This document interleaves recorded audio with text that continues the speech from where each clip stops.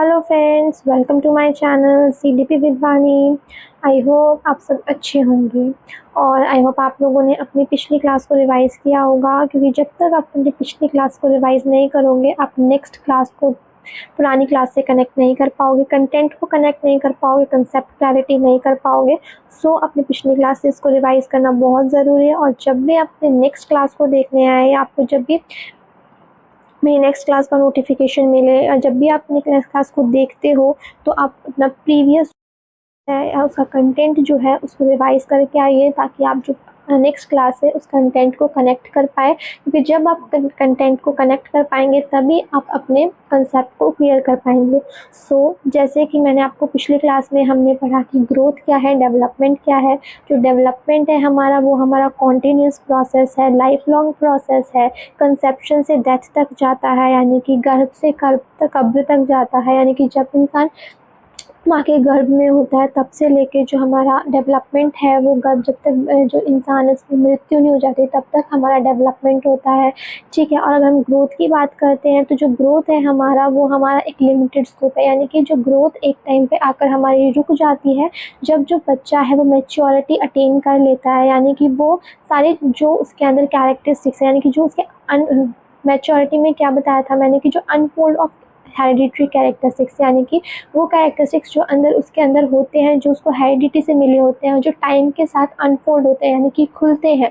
जब बच्चा एक मैच्योरिटी गेन कर लेता है उसे कहते हैं मैच्योरिटी। यानी कि जब वो जो उसके अंदर कैरेक्टरिस्टिक्स हैं वो पूरी तरीके से ओपन हो जाते हैं, अनफोल्ड हो जाते हैं, और तब बच्चा एक मैच्योरिटी गेन करता है, तब जाके हमारी ग्रोथ ख़त्म होती है। तो उसे कहते हैं हम कि जो ग्रोथ है हमारा, वो हमारा एक लिमिटेड स्कोप है। एक टाइम पे जाके जो ग्रोथ है मैच्योरिटी अटेन होने के बाद रुक जाती है। ठीक है। फिर हमने पढ़ा कि जो डेवलपमेंट है वो हमारा quantitative as well as qualitative changes होते हैं, यानी कि नंबर्स में भी होते हैं। क्योंकि नंबर्स में क्यों होते हैं, क्योंकि जो डेवलपमेंट है उसमें हमारा ग्रोथ इंक्लूड होता है, और ग्रोथ जो होता है वो हमारा क्या होता है, इसमें हम फिजिकल एस्पेक्ट्स के बारे में पढ़ते हैं, फिजिकल चेंजेस के बारे में पढ़ते हैं, इसीलिए ये डेवलपमेंट के अंडर आता है। इसीलिए हम कहते हैं कि जो डेवलपमेंट है हमारा वो क्वान्टिटेटिव है, और डेवलपमेंट को ऑब्जर्व किया जा सकता है। ऑब्जर्व करके हम बता सकते हैं कि हाँ भाई बच्चे ने सही किया है, या बच्चा इतना डेवलप हो चुका है, इतने चेंजेस उसमें आए हैं, ये हम ऑब्जर्व कर सकते हैं, हम इनको मेजर नहीं कर सकते। तो इसीलिए हम कहते हैं कि जो हमारा डेवलपमेंट है वो बोथ क्वांटिटेटिव, क्योंकि उसमें ग्रोथ एस्पेक्ट भी आता है हमारा, और क्वालिटेटिव, दोनों चेंजेस हमारे डेवलपमेंट में आते हैं। ठीक है। तो ये तो थी हमारी पुरानी क्लास की बात। अब आप ये चीज़ मैंने इसलिए रिवाइज करी ताकि आप जो हमारा पुराना कंटेंट, यानी कि जो पुरानी क्लास का कंटेंट है, आप उसको नई क्लास के कंटेंट से कनेक्ट कर पाएँ। इसलिए मैंने आपको पिछली क्लास का थोड़ा सा रिविजन कराया है। ठीक है। तो अब जो आज की क्लास में जो हम करने वाले हैं वो है हमारा, हम उसी को कंटिन्यू करते हैं जिसमें हमारा आ जाता है ब्रॉड डोमेन्स कह सकते हैं, या हम टाइप्स ऑफ डेवलपमेंट कह सकते हैं कि क्या डोमेन्स हैं। ठीक है। डेवलपमेंट के अंदर कौन से हमारे पार्ट्स आते हैं, कह सकते हैं कौन से टाइप्स हमारे डेवलपमेंट के अंदर आते हैं। ठीक है। तो इसमें सबसे पहला जो आता है हमारा, जिसमें सबसे पहला हमारा जो आता है वो होता है हमारा फिजिकल डेवलपमेंट। सेकंड आता है हमारा कॉग्निटिव डेवलपमेंट, फिर आता है हमारा सोशल डेवलपमेंट, और फिर आता है हमारा इमोशनल डेवलपमेंट। तो हमने क्या क्या पढ़ा, हमने पढ़ा कि सबसे पहले जो हमारे टाइप्स हैं डेवलपमेंट के, उसमें कौन से हैं। फिजिकल डेवलपमेंट जिसे हम कहते हैं। ठीक है। कॉग्निटिव डेवलपमेंट जिसे कि हम कहते हैं। ठीक है। फिर आता है हमारा सोशल डेवलपमेंट। ठीक है। और फिर आता है हमारा इमोशनल डेवलपमेंट। ठीक है। इन दोनों को कई बार एक ही कह दिया जाता है, जिसको कि हम कहते हैं सोशो इमोशनल डेवलपमेंट। ठीक है। फिर आते हैं हम नेक्स्ट में, इनके अंदर हमें क्या क्या चीज़ पढ़नी है, या हम इसके अंदर क्या क्या चीज़ पढ़ेंगे उसके बारे में हम बात कर लेते हैं। तो अगर हमें इनको याद रखना है, अगर हम इनको याद रखना चाहते हैं तो हम इनको याद कर सकते हैं। हम एक निमोनिक्स बना सकते हैं जिसको कि हम कहते हैं PCSE। यानी कि PCSE क्या है, P से हो जाता है हमारा फिजिकल, C से हो जाता है हमारा कॉग्निटिव, S से हो जाता है हमारा सोशल, और E से हो जाता है इमोशनल। कई बार ये हम कह सकते हैं इसको हमें अरेंज करने के लिए कह दिया जाता है एग्ज़ाम में। तो आप इस कंसेप्ट से, इस निमोनिक से आप याद रख सकते हैं कि हम कौन सी चीज़ किसके बाद हम इसमें होती है। ठीक है, तो अगर हम इनको जो ये हमारे जो चार जो डेवलपमेंट है ये एक दूसरे से इंटरकनेक्टेड होते हैं, इंटर रिलेटेड होते हैं। अगर एक भी डेवलपमेंट चाहे वो फिजिकल डेवलपमेंट में, जैसे आपने देखा होगा जो बच्चा फिजिकली डिसेबल होता है, यानी कि हम कह सकते हैं अगर बच्चे की फिजिकल जो ये है अगर बच्चा फिजिकली डिसेबल है तो उसका जो हर एक आस्पेक्ट है उसमें बच्चे को प्रॉब्लम देखने को मिलती है। अगर बच्चा बच्चे का कोई डिसेबिलिटी है अगर बच्चे को, तो आपने देखा होगा जो उसका कॉग्निटिव लेवल होता है ना, वो भी वो हम ये नहीं कह सकते वो ख़राब होता है, बट वो अपने आप को डाउन फील करता है क्योंकि वो एक डिसेबिलिटी होती है उसे। ठीक है, वो अगर हम सोशल की बात करते हैं तो भाई वो एक दूसरे से जो लोग जिनसे वो बात करता है उसको से सोशलाइज नहीं हो पाता वो लोगों से, क्यों? क्योंकि उसकी डिसेबिलिटी के कारण। ठीक है, इमोशनली भी वो डिसबैलेंस रहता है, हमेशा अपने आप को वीक फील करता है। ठीक है, अगर उसे कोई डांट दे तो वो एक जगह एक इंट्रोवर्ट की तरह वो फील करता है। तो मैं इससे ये बताना चाह रही हूँ आपको, अगर किसी भी डेवलपमेंट में कोई डिस्टर्बेंस क्रिएट होती है किसी भी रीज़न से, चाहे वो एक्सीडेंटली हो, चाहे वो नेचुरल या हमें हेरिडिटी से कोई हमें डिसेबिलिटी या डिसऑर्डर मिला है, तो हमारे हर एक डेवलपमेंट का जो हमारा टाइप है, हम कह सकते हैं जो पार्ट है, डोमेन है, उसमें हर किसी चीज़ में वो डिसेबिलिटी या डिसऑर्डर या कोई भी अगर रीज़न है किसी भी डेवलपमेंट में डिस्टर्बेंस क्रिएट होने का, तो वो हर एक उसमें डिस्टर्बेंस क्रिएट करेगा। ठीक है, तो मैं यही कहना चाहती हूँ आपको कि जो ये चार हमारे डोमेन्स हैं या टाइप्स हम जिन्हें कह रहे हैं, ये एक दूसरे से इंटर रिलेटेड है। अगर किसी एक में भी हमें कोई डिस्टर्बेंस क्रिएट होता दिखता है तो वो सारी चीज़ों को अफेक्ट करता है, वो चारों चीज़ों को अफेक्ट करता है, आपके कॉग्निटिव को भी, आपके सोशल को भी, आपके इमोशनल डेवलपमेंट को भी। तो अगर हम अब आगे बात करते हैं तो हम इसमें आगे बात करते हैं, तो यहाँ पे देखो फिजिकल डेवलपमेंट जिसको हमने पी से डिनोट किया है। तो फिजिकल डेवलपमेंट में हम क्या आता है, फिजिकल डेवलपमेंट की अगर हम बात करें तो इसमें हम मोटर स्किल्स के बारे में बात करते हैं, जिसमें कि हम आगे इसको और ज़्यादा ओपनली पढ़ेंगे, पूरा खोल कर पढ़ेंगे। अभी हम ऊपर ऊपर की बात करते हैं। फिर आता है हमारा कॉग्निटिव डेवलपमेंट। कॉग्निटिव डेवलपमेंट क्या होता है? कॉग्निटिव डेवलपमेंट जो होता है, कॉग्निटिव का मतलब होता है हमारे दिमाग से होता है, यानी कि हमारे ब्रेन से, हमारा ब्रेन किस तरीके से डेवलप करता है हमारे। ठीक है, हम कैसे सोचते हैं, हम कैसे प्रॉब्लम को सॉल्व करने के लिए कंक्लूजन्स या हम कह सकते हैं हाइपोथेसिस कैसे हम निकालते हैं प्रॉब्लम को सॉल्व करने के लिए। तो जैसे थिंकिंग, रीजनिंग, प्रॉब्लम सॉल्विंग, इन चीज़ों के बारे में हम कॉग्निटिव डेवलपमेंट में पढ़ते हैं कि बच्चा इन चीज़ों को किस तरीके से बच्चे के अंदर ये चीज़ें डेवलप होती हैं। ठीक है, फिर हम तीसरे की बात करें तो सोशल डेवलपमेंट। सोशल डेवलपमेंट क्या होता है? सोशल डेवलपमेंट में आ रहा है कि मोरालिटी अडेप्टेशन, यानी कि बच्चे के अंदर किस तरीके से मोरल डेवलप होते हैं, वो किन से कौन सा मोरल सीखता है, किस टाइम पे बच्चा लोगों से किस तरीके से बिहेव करता है, मोरली बिहेव करता है या वो गलत तरीके से बिहेव करता है। फिर हम पढ़ते हैं यानी इसमें नेक्स्ट ई जिसे हम कहते हैं इमोशनल डेवलपमेंट, यानी कि बच्चा इसमें अपने इमोशंस को किस तरीके से कंट्रोल करता है। ठीक है, उसके अंदर कौन से इमोशंस होते हैं, बाय बर्थ बच्चे के अंदर कौन से इमोशन होते हैं। ठीक है, तो ये चीज़ हम इसके बारे में पढ़ेंगे। तो हम शुरू करते हैं। सबसे पहला जो हमारा पार्ट है इसमें उसके हम बात करते हैं, जो कि है हमारा फिज़िकल डेवलपमेंट। फिज़िकल डेवलपमेंट क्या है? सबसे पहले हम इसको पूरा खुलकर पूरा अच्छे से समझते हैं कि फ़िज़िकल डेवलपमेंट है क्या। ठीक है, तो फिजिकल डेवलपमेंट हो जाता है हमारा in change in size, shape and physically maturity of the body including physical ability और कोऑर्डिनेशन। ये क्या कहना चाहता है? फिजिकल डेवलपमेंट में हमारा आता है हमारा साइज में चेंज आना। ठीक है, हमारा शेप में चेंज आना, हमारा जो फिजिकल मैच्योरिटी, चाहे वो हमारी हाइट हो, वेट हो, साइज़ हो, शेप ऑफ द बॉडी हो। ठीक है, हमारी जो फिजिकल एबिलिटीज़ है, हमारा चलना, दौड़ना, भागना, ठीक है, इन सब चीज़ों और कोऑर्डिनेशन कि हमारा कोऑर्डिनेशन कितना है, हमारी बॉडी के साथ कितना कोऑर्डिनेशन है। ठीक है, क्या हमारा हाथ और हमारी आंखें एक साथ काम कर सकती है, क्या उसमें कोऑर्डिनेशन बैठ रहा है। ठीक है, या ये तो नहीं कि हमारे हाथ कहीं जा रहे हैं, हमारी आंखें कहीं जा रही है, हमारे पैर कहीं जा रहे हैं। ये चीज़ नहीं इसमें देखी जाती है कि क्या बच्चे की बॉडी और बच्चे के अंदर क्या कोऑर्डिनेशन है, क्या वो अपनी बॉडी के साथ कोऑर्डिनेट कर पा रहा है।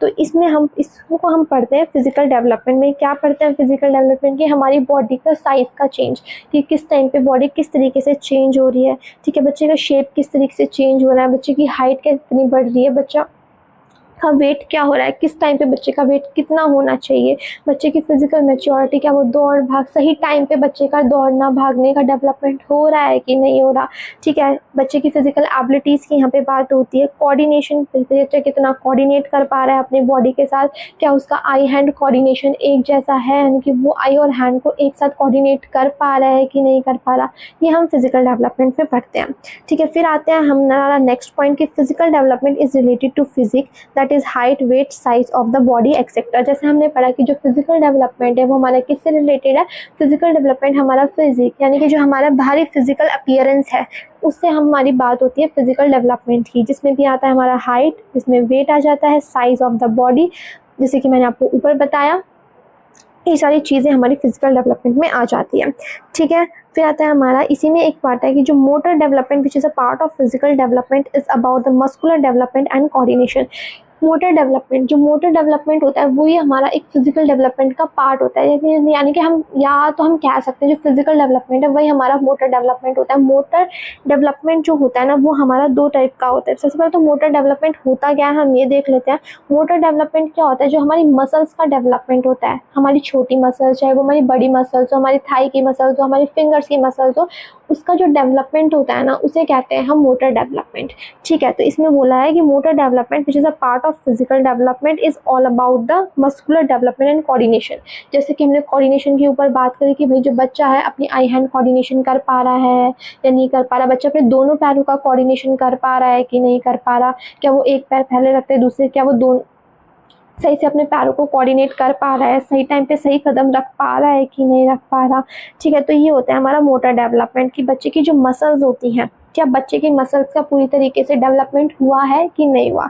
तो जो बहुत ज़्यादा इंपॉर्टेंट पार्ट होता है जो मोटर डेवलपमेंट होता है फिजिकल डेवलपमेंट, क्योंकि अगर बच्चे की मसल्स ही डेवलप नहीं होगी तो बच्चा कोई काम नहीं कर पाएगा, उसकी जो बॉडी है उसके अंदर स्ट्रेंथ नहीं आ पाएगी, ठीक है, उसकी बोन्स को सपोर्ट नहीं मिलेगा। तो इसीलिए जो मसल्स का डेवलपमेंट होता है उसको हम मोटर डेवलपमेंट कहते हैं, ठीक है। मोटर डेवलपमेंट जो होता है इसमें हमारे दो पार्ट आते हैं जिसको कि हम कहते हैं क्या, जिसको कि हम कहते हैं gross motor development and fine motor development. अब ग्रोस मोटर डेवलपमेंट क्या है और फाइन मोटर डेवलपमेंट क्या है इसको हम समझ लेते हैं। तो जो ग्रोस मोटर डेवलपमेंट है इसमें इंक्लूड है हमारे डेवलपमेंट ऑफ लार्ज मसल्स, यानी कि जो हमारी बड़ी मसल्स होती हैं उनके बारे में होता है ग्रोस मोटर डेवलपमेंट। हम बड़ी मसल से हमारा क्या मतलब है, हमारी आर्म की मसल्स, यानी कि जो हमारी हाथों की मसल्स होती हैं आर्म की मसल्स वो होती हैं हमारी लार्ज मसल्स। या हम कह सकते हैं जो हमारी लेग्स की, जो हमारी थाई की मसल्स होती है, या जो हमारी घुटनों से नीचे की जो मसल्स होती हैं, थाई की जो मसल्स होती हैं, ठीक है, तो उनको कहते हैं हम लार्ज मसल्स। इनका डेवलपमेंट, बॉडी में जितनी भी लार्ज मसल्स हैं उनका जो डेवलपमेंट होता है वो होता है हमारा ग्रॉस मोटर डेवलपमेंट, ठीक है। फिर इसमें हमारे कुछ मोटर स्किल्स के बारे में हम दोनों के बाद में बात करते हैं। सबसे पहले हम ये देख लेते हैं फाइन मोटर डेवलपमेंट क्या है। तो जो फाइन मोटर डेवलपमेंट होता है वो होता है हमारा डेवलपमेंट ऑफ स्मॉल मसल्स। जैसे कि जो ग्रोस मोटर डेवलपमेंट था बड़ी मसल्स की बात कर रहा था, तो वैसे जो फाइन यानी कि सूक्ष्म जो हमारी मसल्स होती हैं, छोटी मसल्स होती है, स्मॉल मसल्स होती है, उनका जो डेवलपमेंट होता है उनको कहते हैं हम फाइन मोटर डेवलपमेंट। जिसमें हमारा एग्जांपल आ जाता है हमारे पाम की मसल्स, जो हमारा हाथ होता है, हमारा हाथ की जो हमारा पाम होता है जिसको कि हम खोलते बंद करते हैं, इस पाम की मसल्स जो होती है छोटी छोटी मसल से हमारा बना होता है पूरा पाम। तो इसीलिए इसको भी हम कह सकते हैं कि ये जो है हमारी जो फाइन मोटर मसल्स हैं, ये हमारी छोटी मसल्स हैं, तो इनका जो डेवलपमेंट होगा वो हमारा फाइन मोटर डेवलपमेंट में आएगा, ठीक है। फिर हम कैसे हैं जो फिंगर्स की मसल्स है, जो फिंगर्स की मसल्स है, देखा जो हम फिंगर्स को मोड़ पाते हैं, क्यों मोड़ पाते हैं, क्योंकि इसमें हमारी जो मसल्स है वो छोटी छोटी मसल्स है और वो हमारे हाथ को श्रिंक करने में हेल्प करती है, ठीक है, फोल्ड करने में हेल्प करती है। तो ये हमारी छोटी मसल्स होती है, इसीलिए हम इनको फाइन मोटर डेवलपमेंट में रखते हैं क्योंकि ये हमारी छोटी मसल्स होती हैं। अब जो अगर हम बात कर लेते हैं, ये तो थी हमारा ग्रोस और फाइन का डिफरेंस। अब इसी में कुछ स्किल्स आती है, यानी कि जो हमें बड़ी जो हमारी मसल्स, अब जो जो डेवलपमेंट हुई हमारी लार्ज मसल्स का, तो ये हमें क्या हेल्प करती है करने में, तो इनको कहते हैं हम ग्रॉस मोटर स्किल्स, यानी कि जो बड़ी मसल्स हैं उनका क्या रोल है, क्या स्किल्स हम अगर वो डेवलप होती हैं तो हम उनकी वजह से क्या कर सकते हैं। तो उसकी वजह से हम क्या कर सकते हैं भाई, हम जंपिंग कर सकते हैं। ग्रॉस मोटर स्किल्स की अगर हम बात करते हैं, हम रनिंग कर सकते हैं। अगर हमारी जो थाइज हैं वो पूरी तरीके से, अगर उनमें जो मसल्स हैं वो पूरी तरीके से डेवलप हो जाएंगे तो वो हमारी बोन्स को सपोर्ट करेंगे, हमारी बोन्स को स्ट्रेंथ मिलेगी। तो उसकी वजह से हम भाग सकते हैं, हम जंपिंग कर सकते हैं, हम हॉपिंग कर सकते हैं, हम डांसिंग कर सकते हैं। स्किपिंग हम रोप होती है ना जिससे हम कूदते हैं, स्किपिंग करते हैं, तो वो हम कर सकते हैं अगर हमारी ग्रोस मोटर्स जो हमारे बड़े मसल्स हैं वो हमारी अगर अच्छे से डेवलप हो जाए। ठीक है, तो ये तो थी जो ग्रोस मोटर स्किल्स, यानी जो हमारी बड़ी मसल्स का क्या रोल है। अब आगे हमारे फाइन मोटर स्किल्स, यानी कि जो छोटी मसल्स हैं हमारा, उनका क्या रोल है, वो क्या स्किल्स में हेल्प करती हैं हमें। हाँ, जब वो डेवलप हो जाती है तो वो निटिंग, यानी कि जो सिलाई बुनाई होती है, देखो आप फिंगर्स का आपको चाहिए और इसमें आपको देखो कोऑर्डिनेशन भी चाहिए। अगर आपका आई और हैंड का कोऑर्डिनेशन नहीं होगा, यानी कि समतल दोनों चीज़ नहीं बैठेंगी, तब तक आप निटिंग नहीं कर पाओगे। तो इसलिए इसमें निटिंग के टाइम पे आपकी छोटी मसल्स का पूरा रोल और आपके कोऑर्डिनेशन का पूरा रोल होना चाहिए ताकि आप निटिंग प्रॉपरली कर सको। हम सिजर्स का यूज़ करते हैं, हम फिंगर्स और पूरे पाम से हम देखते हैं सिजर्स का यूज़ करते हैं। अगर हमारी छोटी जो मसल्स हैं वही डेवलप नहीं होगी तो क्या हम सिजर का यूज़ कर पाएंगे? हम सिजर का यूज़ प्रॉपर तरीके से नहीं कर पाएंगे। टाइपिंग ऑन अ कीबोर्ड, आपने देखा होगा जब हम कीबोर्ड पे फिंगर, अगर हमारे फिंगर की मसल्स पूरी तरीके से डेवलप नहीं होंगी तो हम कीबोर्ड का यूज़ नहीं कर पाएंगे। अगर हमारे फिंगर्स में स्ट्रेंथ ही नहीं होगी तो हम कीबोर्ड की जो बटन्स होते हैं वही नहीं दबा पाएंगे। तो इसीलिए जो छोटी मसल्स हैं हमारी, उनका डेवलप होना बहुत ज़रूरी है। अगर हम क्लॉथ को फोल्ड करना चाहते हैं तो हम पूरे पाम से अपना क्लॉथ को पकड़ते हैं एंड देन फोल्ड करते हैं। तो इसीलिए ये जो होती है हमारी फाइन मोटर स्किल्स हो जाती है।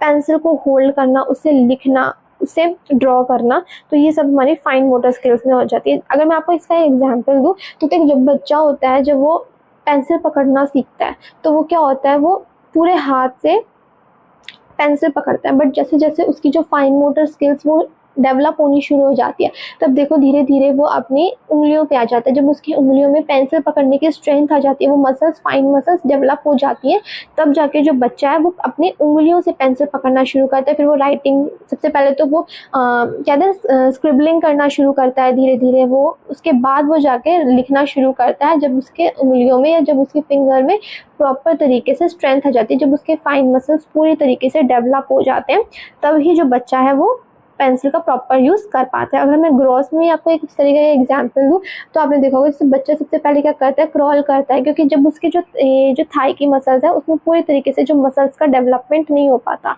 तो इसलिए वो खड़ा नहीं हो पाता, भाग नहीं पाता। पर वो जैसे जैसे बच्चे के जो बड़े मसल्स, यानी कि उसके जो थाई के मसल्स डेवलप होने शुरू हो जाते हैं, तो वो धीरे धीरे किसी का सहारा लेके, अपनी मदर का या रेलिंग का सहारा लेके वो उसको खड़ा होना शुरू करता है। धीरे धीरे वो अपने पैरों पर वजन देना शुरू करता है, प्रेशर देना शुरू करता है, जिससे कि जो उसकी जो मसल्स हैं वो डेवलप होती हैं।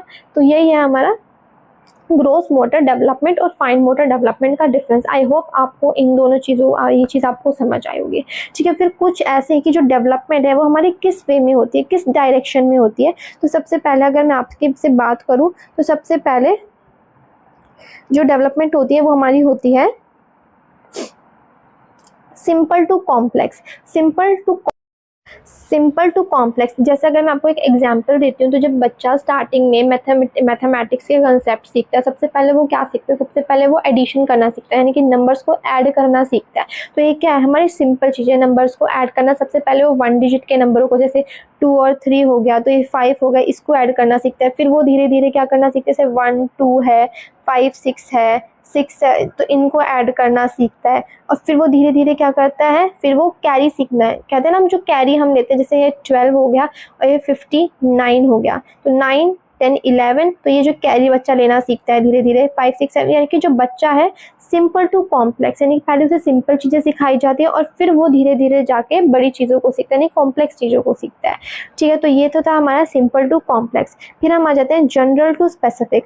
जनरल टू स्पेसिफिक में मैं आपको जनरल टू स्पेसिफिक में आपको तो जैसे हमने बच्चे को कोई क्वेश्चन दिया इंग्लिश का या मैथ्स का, हमने उसे भाई पहले ये कर दिया कि वो इस तरीके से सॉल्व होगा। तो ये तो थी भाई जनरल नॉलेज बच्चे की, कि भाई हमने बच्चे को बता दिया कि भाई ये क्वेश्चन है, ये इस तरीके से सॉल्व होएगा। बट इसके पीछे का जो फॉर्मूला है, इसके पीछे का जो कंसेप्ट है, उसकी तरफ हम बच्चे को बाद में लेके जाते हैं। पहले हम ये बताते हैं, पहले हम बच्चे की नॉलेज को चेक करते हैं कि भाई हाँ भाई बच्चे ने इस चीज़ को किस तरीके से किया है, बच्चे ने जनरली उस चीज़ को किस तरीके से किया है। ये हमने क्वेश्चन दे दिया, बच्चे ने इसको कर लिया, हमने बता दिया कि वो गलत है या सही। फिर हम बच्चे को स्पेसिफिक चीज़ की तरफ लेके जाएंगे, भाई उस चीज़ का कंसेप्ट क्या है। तो जो वो कंसेप्ट होगा वो हमारा स्पेसिफिक चीज़ होगी कि भाई हमने उस चीज़ से बच्चे को कंसेप्ट की तरफ लेके गए, यानी कि हम होल से बच्चे को कंसेप्ट की, पहले हमने बच्चे को पूरी चीज़ बता दी कि भाई ये चीज़ है, ये कंसेप्ट है, उसका जनरल जो चीज़ था उसने वो बता दिया। और फिर हम बात करते हैं कंसेप्ट की, यानी कि उसके पीछे जो स्पेसिफिक कंसेप्ट लगा है वो क्या है, तो वो है हमारा जनरल टू स्पेसिफिक। ठीक है, फिर आते हैं हम ग्रोस टू फाइन। जैसे कि मैंने आपको बताया, जो बच्चा है, पहले आपने देखा होगा, पहले वो बच्चा जैसे बॉल अगर वो पकड़ता है तो वो अपनी पूरी बॉडी को लेके पकड़ता है, यानी कि वो अपने पूरा पेट का, अपने दोनों हाथों का, अपने पूरे दोनों आर्म्स का यूज़ करता है, यानी कि बड़ी मसल्स का यूज़ करता है। बट जैसे जैसे बच्चा बड़ा होता है, धीरे धीरे होता है, उसके ग्रोथ या फाइन मोटर स्किल्स डेवलप होते हैं, तो बच्चा धीरे धीरे बस दोनों हाथों से उसको पकड़ना शुरू कर देता है। और जब वो और बड़ा हो जाता है तो वो एक हाथ से ही चीज़ों को पकड़ना शुरू कर देता है। तो ये होता है हमारा ग्रोथ टू फाइन। ये कुछ डायरेक्शंस है हमारी डेवलपमेंट की, इसको हम कहेंगे डायरेक्शंस ऑफ डेवलपमेंट। इसके बारे में भी हम आगे और पढ़ेंगे, क्योंकि ये सिर्फ ये 3 ही डायरेक्शंस नहीं होती, और भी डायरेक्शन होती है डेवलपमेंट की, तो उनको हम आगे पढ़ेंगे। ठीक है, जैसे जैसे हम अपने इसको कंटेंट को आगे बढ़ाएंगे, जैसे जैसे हम अपने टॉपिक्स को आगे बढ़ाएंगे, हम इसके बारे में और पढ़ेंगे। ठीक है, तो ये तो था हमारा ओवरऑल फिजिकल डेवलपमेंट के। तो हमने फिजिकल डेवलपमेंट में क्या पढ़ा? फिजिकल डेवलपमेंट में हमने पढ़ा कि ये जो है ये किससे रिलेटेड है, ये हमारा फिजिक, यानी कि हमारा जो फिजिकल अपीयरेंस है उससे रिलेटेड है, जिसमें क्या आ जाता है हमारा साइज, हमारा शेप, हमारी हाइट, हमारा वेट, हमारा बॉडी का शेप। तो ये सारी चीज़ें क्या है, हमारी फिजिकल डेवलपमेंट में आ जाती है। हमने ग्रोथ और फाइन मोटर डेवलपमेंट के बारे में पढ़ा, जो कि मोटर डेवलपमेंट के पार्ट है, जो कि बहुत ही ज़्यादा इंपॉर्टेंट रोल प्ले करते हैं फिजिकल डेवलपमेंट में। क्योंकि अगर बच्चे के ग्रॉस या फाइन मोटर स्किल्स ही डेवलप, ग्रॉस या फाइन मोटर डेवलपमेंट ही नहीं हो पाएगा तो बच्चे की मसल्स डेवलप नहीं हो पाएंगी, और बच्चे की मसल्स डेवलप नहीं हो पाएंगी तो बच्चा कोई काम नहीं कर पाएगा, उसकी बॉडी में स्ट्रेंथ नहीं आएगी। तो इसलिए जो मोटर डेवलपमेंट है बहुत ज़्यादा इंपॉर्टेंट रोल प्ले करती है फिजिकल डेवलपमेंट में। फिर हमने डायरेक्शंस पढ़े डेवलपमेंट के। अब आ जाते हैं हम हमारे इसी के सेकेंड पार्ट पे, जो कि आ जाता है हमारा कॉग्निटिव डेवलपमेंट। अब कॉग्निटिव डेवलपमेंट क्या है? कॉग्निटिव डेवलपमेंट जो है वो हमारा रिलेटेड होता है ब्रेन से, कि भाई हम किस तरीके से सोचते हैं, हम किस तरीके से एनालिसिस करते हैं, हम किस चीज़ों को किस तरीके से टुकड़ों में बांटते हैं, या बहुत सारी चीज़ों को एक करके किस तरीके से हम उसको एनालाइज करते हैं या सिंथेसाइज करते हैं।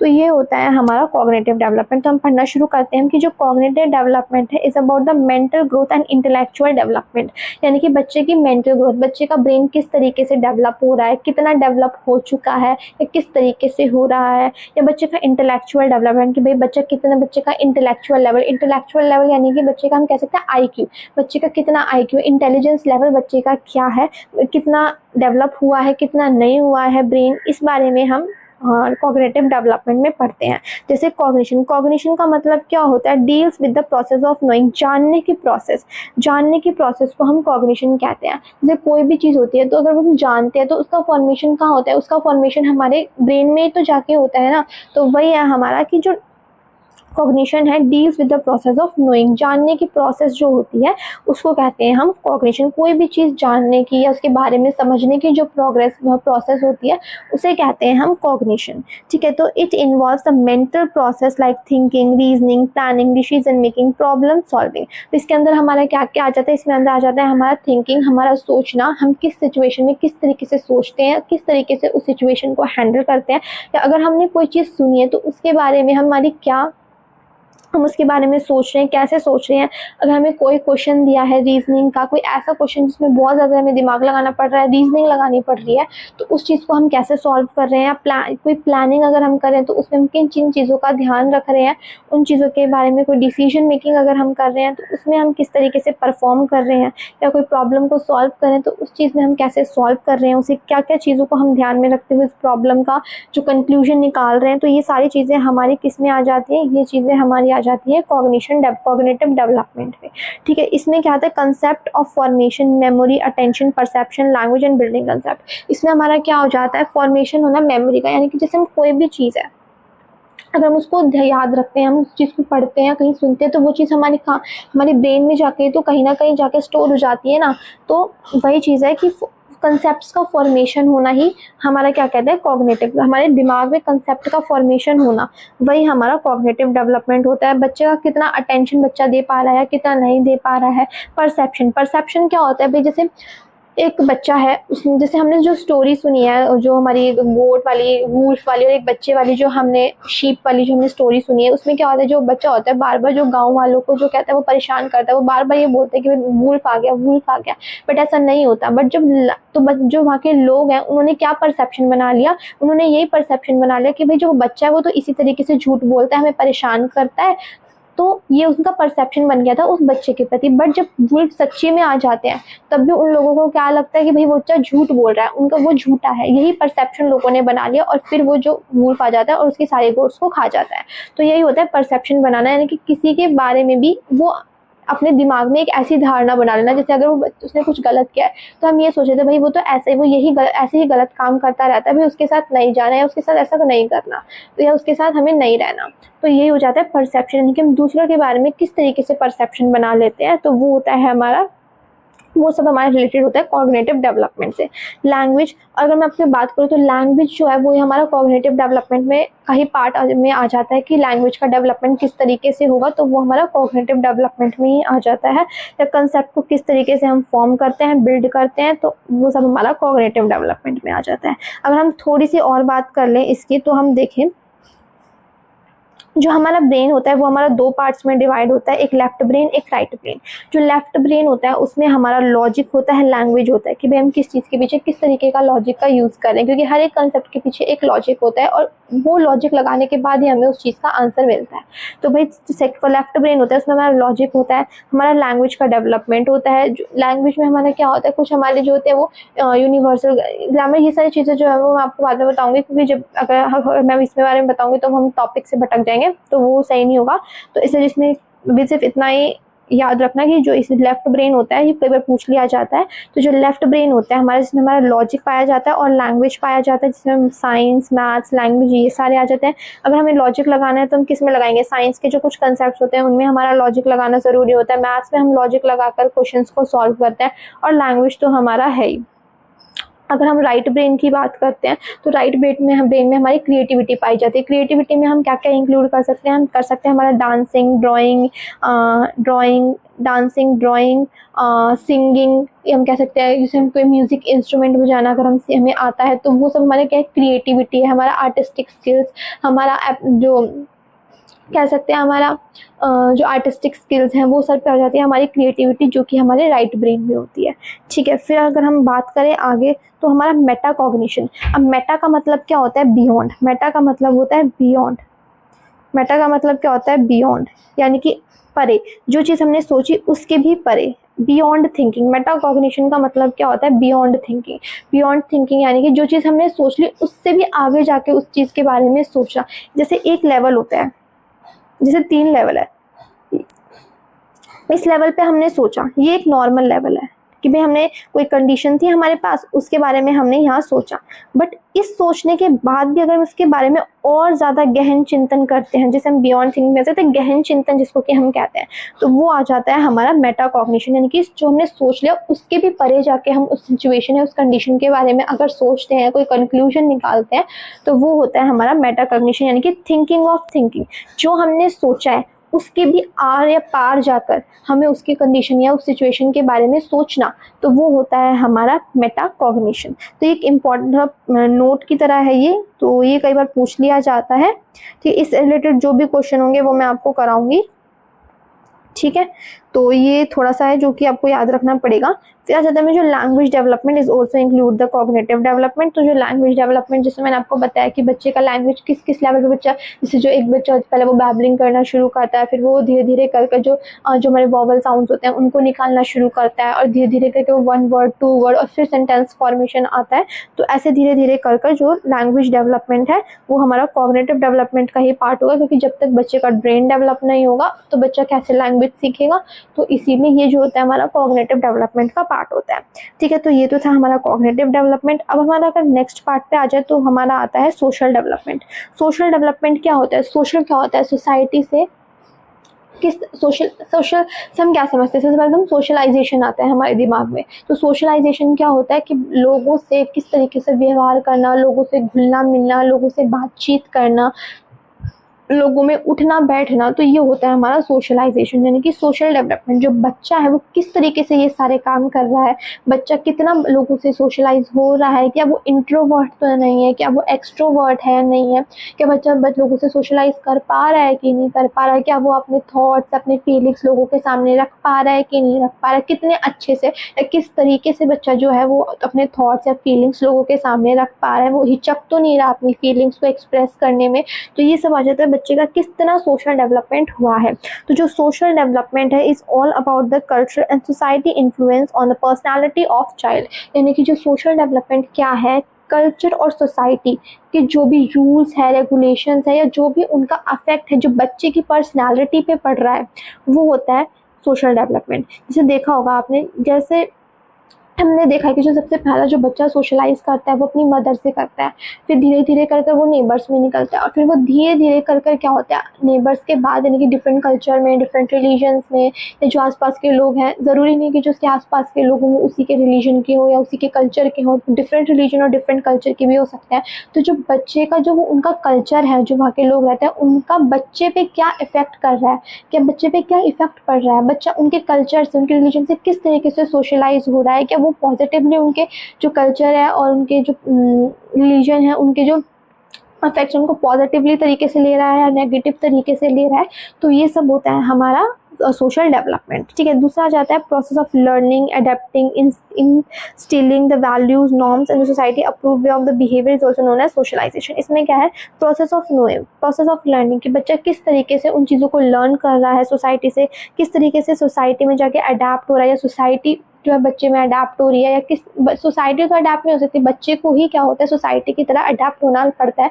कुछ चीज़ें ऐसी होती है जो सोसाइटी नहीं मानती है, जैसे कई बार होते हैं जैसे लव मैरिजेज होती हैं, वो जो सोसाइटी होती है उनको एक्सेप्ट नहीं करती, वो कहते हैं भाई अपने कल्चर अपने रिलीजन में करिए। जैसे लव मैरिज अगर आपको करनी है, या हम कह सकते हैं जो हमारे ये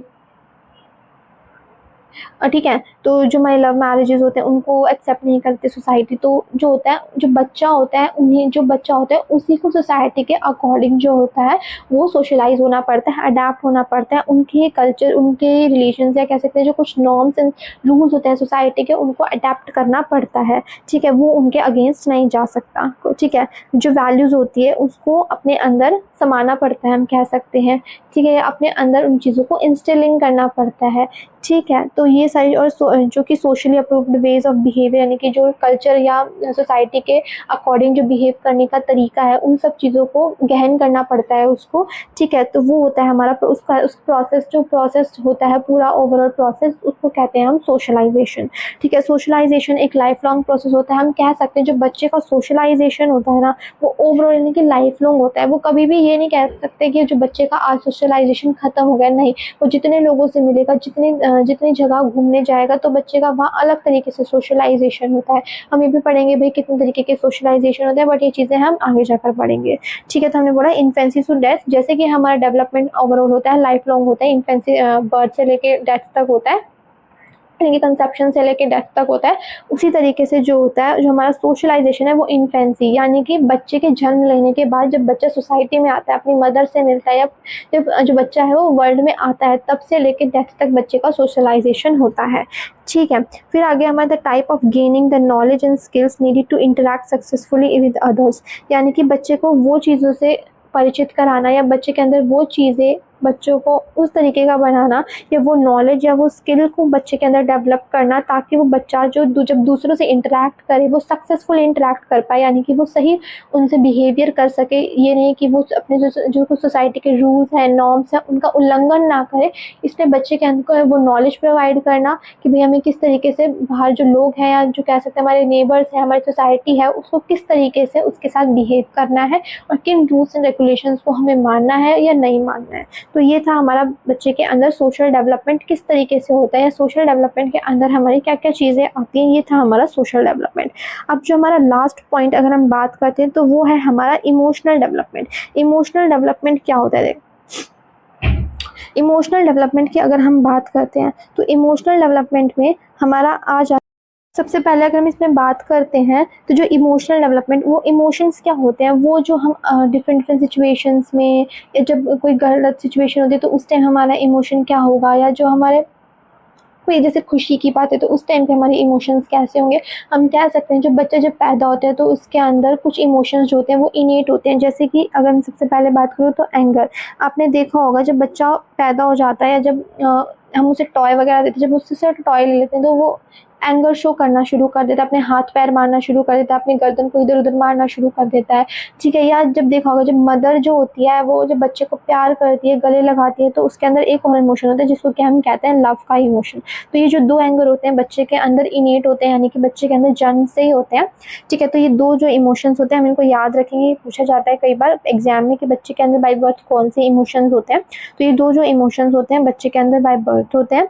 ठीक है, फिर अगर हम इसमें आगे बात करें तो emotional development is about the different emotions and various stages how they grow over a period of time। like emotional development क्या होता है, different emotions होते हैं, एंगर होता है, लव होता है, सॉरो होता है। ठीक है, कई बार हम दुखी भी हो जाते हैं, कभी हम एकदम से सरप्राइज भी हो जाते हैं। हमारे ओवरऑल लाइफ में बहुत सारे इमोशंस होते हैं एक इंसान के अंदर। तो डिफरेंट सिचुएशंस में डिफरेंट तरीके से रिएक्ट करने के लिए एक इमोशन होता है इंसान के अंदर। ठीक है, जो बच्चा जब वेरियस स्टेजेस से होके गुजरता है तो वैसे वैसे वो इन इमोशंस में ग्रो होना शुरू हो जाता है। ठीक है, वो इमोशंस ग्रो होने शुरू हो जाते हैं, यानी कि वो इमोशंस निकलने शुरू हो जाते हैं over a period of time. फिर हम कह सकते हैं इमोशन कलर आर लाइफ। अगर हमारी लाइफ में इमोशंस ही नहीं होंगे, यानी कि अगर हमारी लाइफ में इमोशंस ही नहीं होंगे तो हमारी लाइफ कलरलेस हो जाएगी। ठीक है, तो जो इमोशंस होते हैं वो हमारी लाइफ में कलर भरते हैं। अगर देखो, अगर इमोशन ही नहीं होगा, देखो अगर आप सरप्राइज हुए, जैसे आपके फादर ने आपको बाइक खरीद कर दी, अगर आप किसी तरीके का इमोशन ही नहीं दिखाओगे तो ना उन्हें कुछ फील होगा ना आपको फील होगा। बट अगर आप उसे थैंक यू बोलोगे या बहुत अच्छे तरीके से उनसे बिहेव करोगे, बहुत खुश होकर बिहेव करोगे, तो वो क्या, वो हमारी लाइफ में एक कलर भरते हैं इमोशंस। ठीक है, तो यही यहाँ पे कहना चाहता है जो कलर इमोशंस हैं हमारी लाइफ में कलर्स भरते हैं। ठीक है, जो emotional development is about knowing and managing your emotions. Emotional development क्या होता है? इमोशनल डेवलपमेंट होता है कि आप अपने इमोशंस को किस तरीके से जाने, किस तरीके से उन्हें मैनेज करते हैं। जैसे कोई सिचुएशन है तो आप उन इमोशंस को किस तरीके से निकालते हैं, या आप बहुत ज़्यादा उन इमोशंस को दिखा देते हैं, या आपसे कह सकते हैं आप कंट्रोल नहीं कर पाते। ठीक है, इमोशंस को, या आप किस हद तक अपनी इमोशंस को कंट्रोल कर पाते हैं। ठीक है, किस सिचुएशन में आप किस तरीके से इमोशंस को दिखाते हैं। कहीं ज़्यादा तो अपने इमोशंस में आप नहीं बह के कोई डिसीजन ले जाते, या ज़्यादा आपके अंदर इमोशन ही नहीं है, ऐसा तो हो नहीं सकता। तो आप उन इमोशंस को कितना कंट्रोल करते हैं, कितना मैनेज कर पाते हैं सिचुएशन के अकॉर्डिंग, तो वो सारी चीज़ें आ जाती है हमारी इमोशनल डेवलपमेंट में। ठीक है, फिर आ जाता है इमोशनल इनकॉग्निशंस आर, जो इमोशन है और कॉग्निशन है। इमोशन एंड कॉग्निशन, इमोशन क्या होते हैं फिर हमारे इमोशन और कॉग्निशन, क्या हम अपने दिमाग और अपने इमोशंस में क्या बैलेंस कर पाते हैं। हम ज़्यादा अपने दिमाग की तो नहीं सुनते, क्या हम अपने दिमाग की वजह से अपने इमोशंस को तो नहीं दबा देते, या अपने हमारे इमोशंस इतने हाई हैं कि भैया हम अपने दिमाग की बात को नहीं सुन पाते। तो ये है कि दोनों ही चीज़ एक दूसरे से इंटर रिलेटेड है, दोनों को ही हमें बैलेंस करके चलना पड़ता है। और अगर हम बैलेंस कर नहीं चले तो जो हमारा सिचुएशन है वो शायद और ज़्यादा बिगड़ सकती है। तो इसीलिए हमें सही सिचुएशन पे, जहाँ पे हमें अपने दिमाग की सुननी चाहिए, वहाँ पे हमें अपने इमोशंस को कंट्रोल करके हमारे दिमाग की सुननी चाहिए, और जितना जब हमें इमोशंस दिखाने की ज़रूरत जहाँ पे ज़्यादा है वहाँ पे हमें इमोशंस दिखाने चाहिए, उस टाइम हम अपने ब्रेन को कंट्रोल में हमें करना आना चाहिए। तो ये सारी चीज़ें कि जो इमोशनल डेवलपमेंट में हमारी आ जाती है। तो जो आज की क्लास थी उसमें हमने क्या पढ़ा कि जो टाइप्स डोमेन्स हैं डेवलपमेंट के, जिसमें हमने 4 डोमेन्स या 4 टाइप्स पढ़े, जैसे कि हम कहते हैं फिजिकल डेवलपमेंट, हमारा emotional development, cognitive development and social development. इनके बारे में हमने पढ़ा इनके अंदर क्या क्या चीज़ आती हैं। सो आई होप आपको जो है आज की वीडियो पसंद आई होगी, चीज़ें आपकी कंसेप्ट क्लैरिटी हुई होगी, पिछली क्लास से आप चीज़ों को रिलेट कर पाए होंगे। ठीक है, सो अगर आपको वीडियो अच्छी लगी हो तो please like, subscribe and share, और अपनी पिछली क्लास को रिवाइज करना ना भूलें। अगर आप जब भी नेक्स्ट क्लास देखते हैं तो अपनी पिछली क्लासेस को रिवाइज कर आएँ, ताकि आपको और ज़्यादा अच्छे से कंसेप्ट क्लैरिटी होगी। सो आज के लिए इतना ही, थैंक यू।